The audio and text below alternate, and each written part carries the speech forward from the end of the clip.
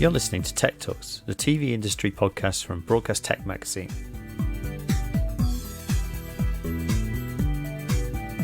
My name's Jake Bickerton and I'm the editor of Broadcast Sport and Broadcast Tech magazines. Today I'm talking with Ron Chakraborty, executive editor, major events at BBC Sport. He talks about the 50 hours of programming the BBC is airing during what would have been Wimbledon fortnight. The content includes documentaries and classic archive games. There's also online innovations with quizzes, polls, and fans sharing trick shots online. My job title is Executive Editor of Major Events, so I mainly lead on the content front for the Olympics, the multi-sport events, Winter Olympics, Commonwealth Games, but also look after our tennis portfolio. Of course, the centrepiece of that is Wimbledon, and a couple of other things as well, the NFL content we do too. This summer should have been a very busy time with the Tokyo Olympics and Wimbledon. It's turned out to be slightly different. You must have been looking at the way the pandemic sort of panned out, thinking, what can I do? Yeah, as well as suddenly trying to work out how everyone was going to work together and communicate, we then had to try and build, well, what we're going to do. There was kind of two elements to it. One is the kind of common sense part to it, that there's hours and hours of the schedule to fill, and we've got people available to make stuff. But at the same point, certainly with the Euros, Wimbledon, Olympics, they were massive events that people were really, really looking forward to. And there was almost a need to give them a little bit of the Olympics, a little bit of Wimbledon. Wimbledon's got that kind of, it's that tradition. It's part of the British summertime, part of the BBC and everything we do. And I just think people were desperate to get that little hit of it. So in the end, we've come up with about 50 hours worth of programming to cover the fortnight. It's not quite the same as the couple of hundred hours we usually do, but hopefully there's plenty for people to enjoy. And what kind of things are you looking to do? I mean, clearly there's going to be a lot of archive content as part of that. You're doing some documentaries as well. Yeah, we've got programs on the likes of John McEnroe, Arthur Ashe, Martina Navratilova, etc. During the weeks, the afternoon content is fairly conventional, really. It's 3 hours every afternoon, usually 2 matches. So you've got a good hour and a half to really immerse yourself into a match and feel the jeopardy as you get to match point. I think 3 hours gives you plenty of time to get into the climax of every set and feel the drama. But obviously it was slightly driven by editing as well. We didn't want to make 50 hours of really high maintenance TV because, as anyone would have told you over the last few months, editing is really tricky these days, the way everyone's doing it remotely, and it just takes a lot longer. So we needed something that was quite simple and efficient to make, but has great content in it as well, which is what those afternoons would be. Then in the evening, we've got kind of what I would say is the complete opposite to that. It's the high maintenance part of it, which is a live show from down at the club every night. It was something that BBC Two approached us about. They said, look, we'd love to have something in that Today at Wimbledon slot that really sort of captures the atmosphere, that feeling you get, when it was the sun setting over London, you reflect on a great day's tennis, and as well as the archive, what else can you do in terms of live content, speaking to current players, reflecting what's happening in the world right now. Usually we have about, I think, well over 100 people down at Wimbledon when you've got the likes of breakfast and children's, etc. down here. We've got in total, I think 4 production. Sue, Barker and guests, and about a dozen guys from Arena, our OB suppliers. We obviously had to find a place to put the studio because both the regular studio we use indoors and the little spot on the hill where we do Today at Wimbledon, they're far too cramped to be able to do it safely. Right. So we worked really well with the club, have been really helpful on this, and found a hospitality suite with a massive balcony that overlooks the broadcast centre and centre core. And it's just enabled us to have Sue and the guests are nicely spaced apart. Yeah. And the space we've got in a production office is really, fine and safe from that point of view. But there's been a few learnings. Watching the likes of Tim Henman and Jamie Murray applying their own makeup has been interesting, as they've all got their little guides. Everyone's got personalised guides of how to do makeup on the wall. Been good fun. I think everyone's kind of got into the spirit of it, and it's the same thing back in Salford. Right. So they're all separated out there too, and I think they've got the same thing there. They're all just mucking in Salford to make sure that programme is produced as safely as possible. So that's the weekdays, and then over the weekends, the first weekend we've got is Andy Murray theme. We call Andy Murray's Greatest Hits, with the exception of his US Open win. Just about all his greatest matches have been on the BBC, whether it's Olympics, Wimbledon, ATP Finals, Davis Cup, etc. So we're celebrating him there, and he gave us a good sort of 20 minutes of his time to chat about those and how he's been coping in lockdown. Some interesting thoughts on his homeschooling and what his kids reckon of him as a teacher. Really good.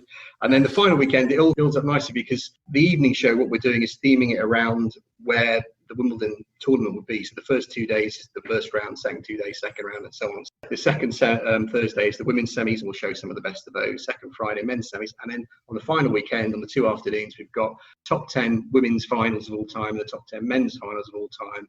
We've done it as voted for by our Wimbledon commentary team. So they've basically given us their top 5. It is a fascinating list because you're thinking, certainly in the Open era alone, there's been 52 finals. Actually remembering which the best, going back, because we've obviously had some crackers recently. Amazing.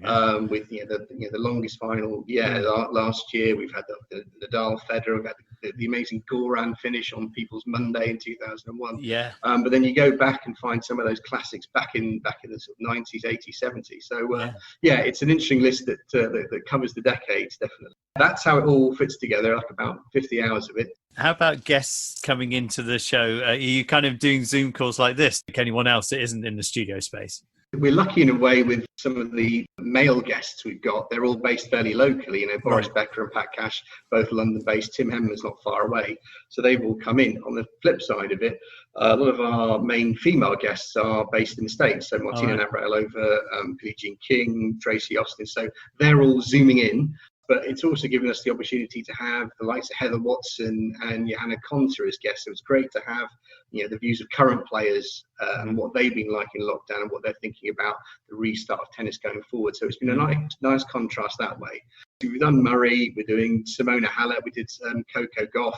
Got John Isner on because it's 10 years since that marathon match that he won 70-68 in the fifth. Zoom technology has helped massively, and you just wonder how much things like this are going to stick because one of the things we always struggle to do with the usual today at Wimbledon highlights was get players on, but actually you think if a player has played earlier and they've gone back home, we could always Zoom them now, and you're not taking much out of their time.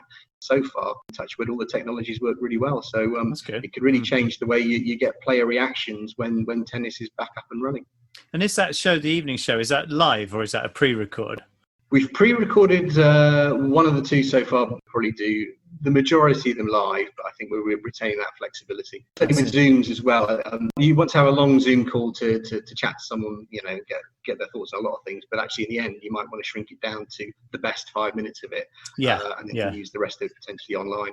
And talking of online, you're doing some innovations online to bring in fans at home.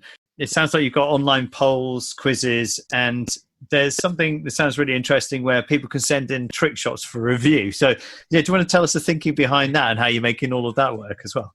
Yeah, I think it's so much of it is just getting people involved in the same way as watching old tennis. They just, as the period over the lockdown has shown, people love sharing different things, whether it's trick shots or voting for their favourite Murray match.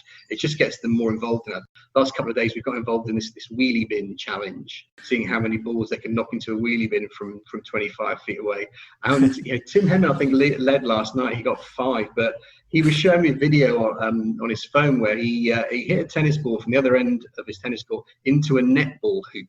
Wow! So it shows he's always one for the challenges, Tim. I think, there was one year we did. There was the summer of the Ashes as well as Wimbledon. We had this challenge where how many times could you keep a tennis ball up on a cricket bat? And all our pundits did fairly well. Some had 20 or 30, and we gave it to Tim, and he was well into the hundreds. He's a very competitive guy as well. So he started off, he nailed his first 3 into the bin yesterday, and we thought, crikey, he's going to get the lot. But I think he finished at 5 in the end. So I think all the guests we'll have on will do that, and we'll obviously welcome videos from anyone who wants to send them in. It sounds great. And do you think there's any lessons going forward from this kind of approach that might actually have a place in the future too?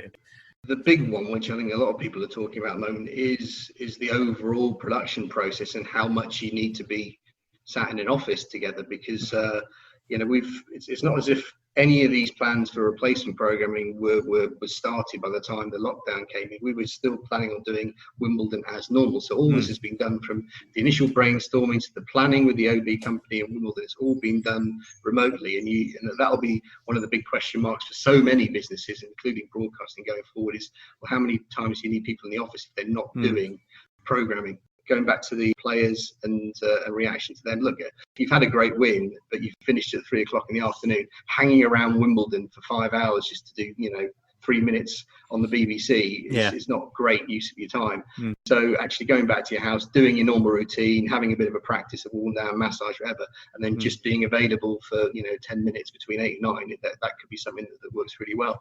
So I think bit by bit we're learning, actually, why don't we do it the way we did it this year rather than do it the way we've always done it before coronavirus. The One Day documentary, obviously that was entirely kind of made in lockdown.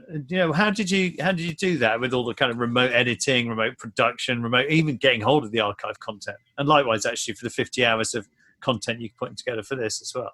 In most cases, the editors were working remotely to start with in their own domestic setups, and the producers would just basically be sent files of sequences, and then they could feedback with what they're doing. Big challenge when it comes to editing is when you're dealing with massive files and trying to send over the 5 hours of that Wimbledon final, doing it bit by bit. And just having a pretty detailed edit plan for how much you wanted to show, leaving plenty of room for the climax, because you'll have final set tie break with the tennis, and obviously the drama of the super over in the cricket. Yeah. Making sure you let that breathe is great, because I remember watching that in the Wimbledon production office last year, and obviously I had to concentrate on the tennis because that's the job. But every time you look down at the little TV, you have the cricket. Oh my God, we've lost another wicket. It was absolutely crazy how the two just interlinked so well. Well, thanks very much, Ron. Good luck with the next couple of weeks. Hope it all goes really well for you. No problem at all. Really good to talk to you today. Likewise. I hope you enjoyed this episode of Broadcast Tech Talks podcasts. Subscribe now, and I'll see you next time.